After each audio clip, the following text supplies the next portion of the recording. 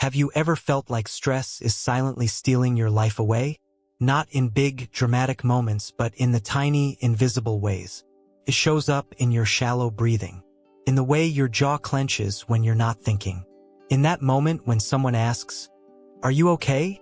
and you nod, even though a storm is screaming inside you. Stress doesn't just affect your mind, it becomes your world. You wake up with it. You carry it through your workday. You bring it home. And even in your sleep, it lingers. But what if I told you that your relationship with stress could completely change? Not by removing stress, but by changing the way you meet it? In this video, I won't give you surface-level advice. No hacks. No drink more water and take deep breaths cliches. What I'm about to share is ancient wisdom, a shift in how you see stress, how you respond to it, and how you reclaim your inner peace, no matter what life throws at you, because this one shift could change the way you live forever. Stress is rarely loud. It doesn't arrive at your door yelling, "I'm here to ruin your life." No, it slips in quietly, like a fog. You don't notice it at first. You keep going. You tell yourself, "I'm just tired. It's just a busy week. This is normal, right?" But slowly it tightens its grip. Your shoulders stay tense even when you lie down. Your thoughts keep racing even when nothing's wrong. You snap at people you love. You forget things. You feel disconnected. This is the silent invasion of modern life. We live in a world that celebrates busyness. Overwork is a badge of honor. Exhaustion is worn like a trophy. And rest feels like weakness. But here's the truth. Stress is not just in your mind. It's in your body. And the longer it stays, the deeper it roots. Your nervous system becomes trapped in survival mode. Your brain starts scanning for danger, even when you're safe. You lose touch with your breath, with your body, with this moment. And the worst part? You start to believe this is just how life is. But it's not. The ancient teachings of mindfulness, especially in Buddhist traditions, remind us stress is not the enemy. It is a signal, a call to awareness, a chance to return. When you stop seeing stress as a monster to fight, and instead see it as a message from your body, you begin the path to freedom. So let me ask you, when was the last time you truly listened to your stress? Not judged it, not silenced it, just listened? Let's be clear about one thing. Stress is not evil. In fact, it's part of your built-in survival system. It's your body saying, something matters, something needs attention. When a lion chased our ancestors, stress flooded their bodies with adrenaline. Their heart raced, muscles tightened, focus sharpened. It was the body's way of saying, run, now. But here's the problem. You're not being chased by lions anymore.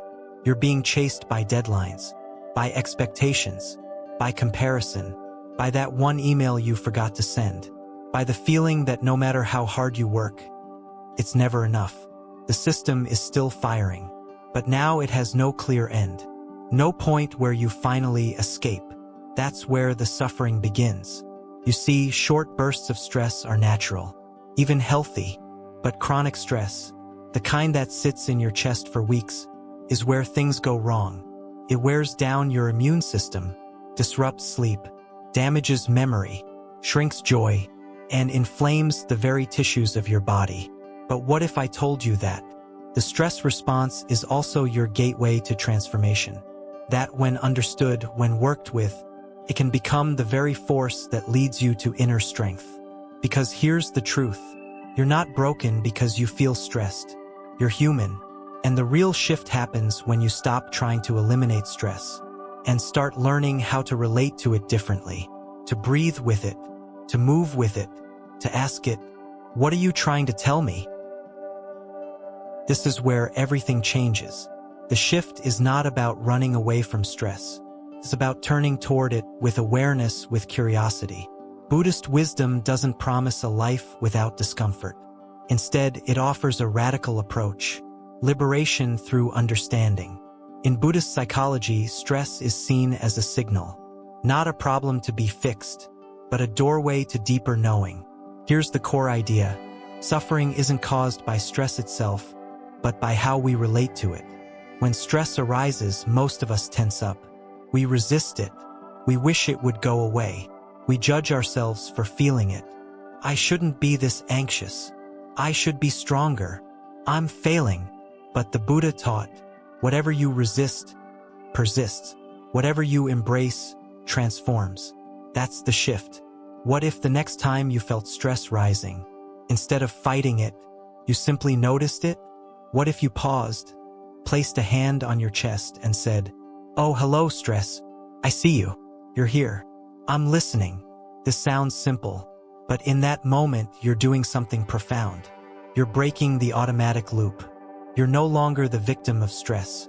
You're the witness, and the witness is free. Because when you can observe something, you create space around it. Space to breathe, space to respond, space to choose. This is mindfulness, not an escape, but a practice of deep presence. When you make this shift, you're not pushing stress away, you're sitting beside it, you're learning from it, you're softening its grip without forcing it out. And in doing so, you become stronger, not despite your stress, but because of how you meet it. Perception is not just how we see the world, it's how we shape it. Imagine two people standing in the same storm. One sees danger, the other sees renewal. The storm is the same, but their experience, completely different. That's the power of perception. In Buddhist teachings, Namarupa, name and form, refers to how our mind labels the world. And through those labels, we create our reality. When you label something as stress, it immediately carries weight, feels heavy, dangerous. But what if you labeled it differently? What if stress is not an enemy, but a messenger? What if it's saying, something needs attention, something matters to you? In that moment, stress becomes a compass, not a curse. The Buddha taught that our suffering comes not from what happens, but from the meaning we give it. Think about that. Your boss sends a short, cold email. You immediately think, I'm in trouble. I did something wrong. But maybe they were just busy, distracted, in a rush. It's not the email. It's the story you wrapped around it. This is how we suffer twice. Once from the situation, and again from our story about the situation. But here's the liberating truth. Stories can be rewritten. And when you begin to question the stories that fuel your stress, you take back your power.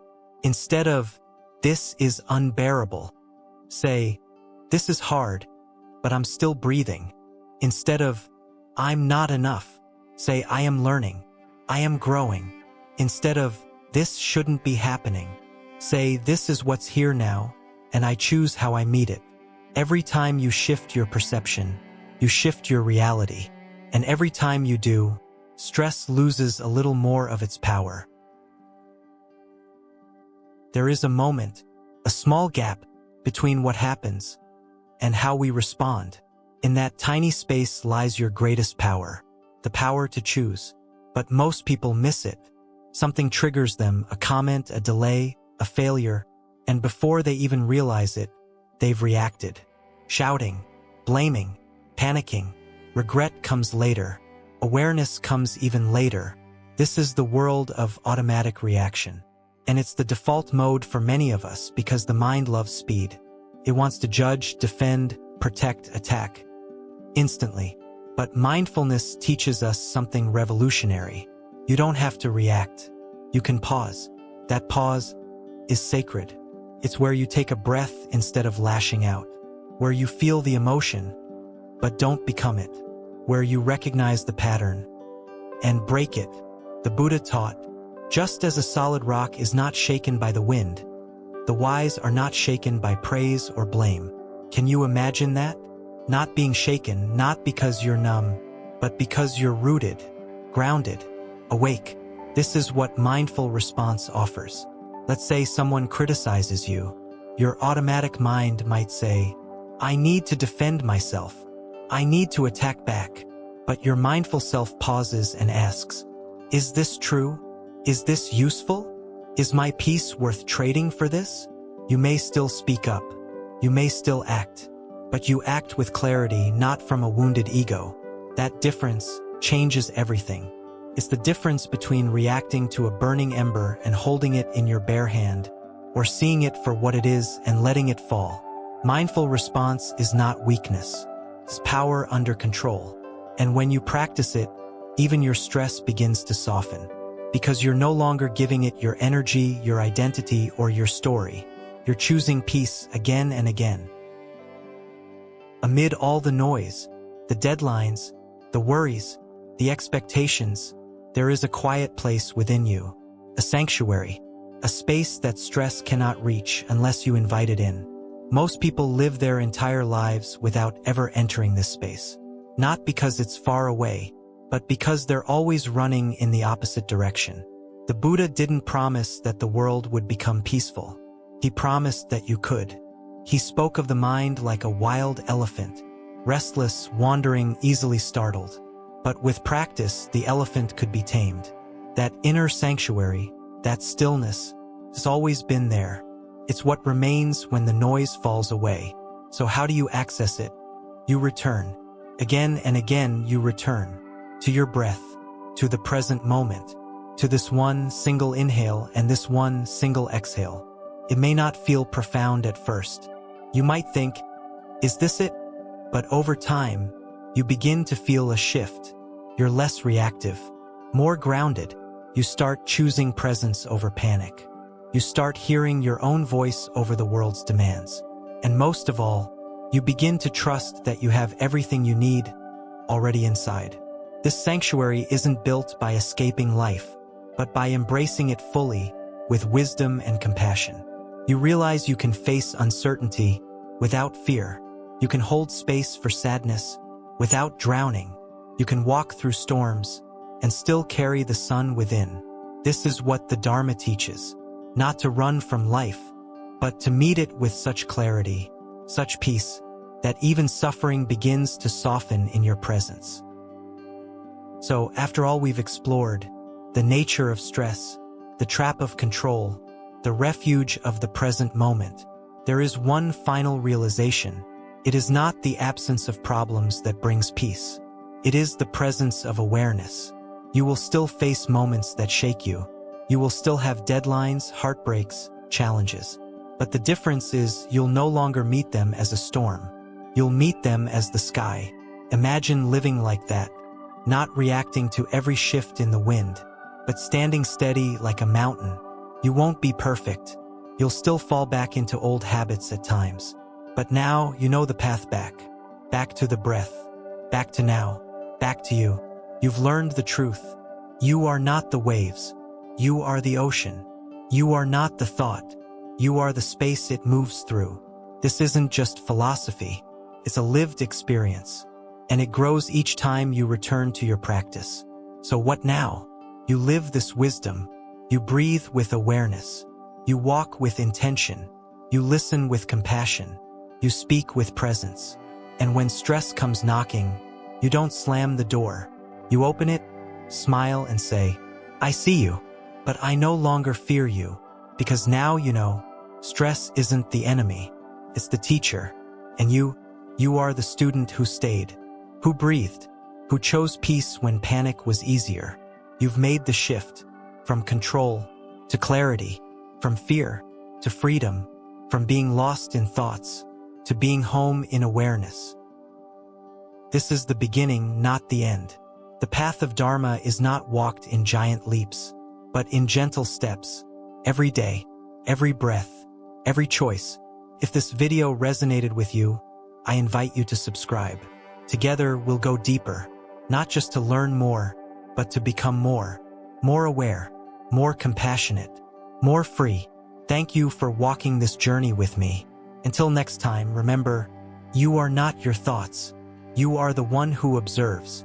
And the one who observes is always free. Breathe deeply, be here, and let peace become your practice. Namaste.